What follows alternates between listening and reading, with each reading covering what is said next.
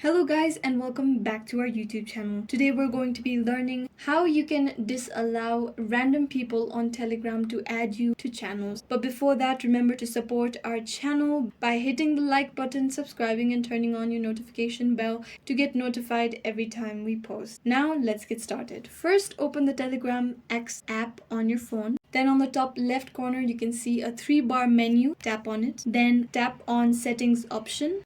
Then scroll down until you see the privacy and security option. Tap on it and then scroll down a bit more till you see the option of groups and channels. Tap on it. Now you can see that my option has been set to everybody, which means that anyone can add me to any groups or channel as they desire. But if I want to restrict this to my contacts, then I select the option of my contacts. I can further filter out the people that are allowed to add me to groups or channels and people that aren't allowed to add me on groups and channels by the options always allow and never allow respectively. If I tap on always allow and I select a contact, then this contact will be allowed to add me in any groups or channels as they want. If I add a contact in the never allow option, then these contacts are never allowed to add me in any groups or any channel.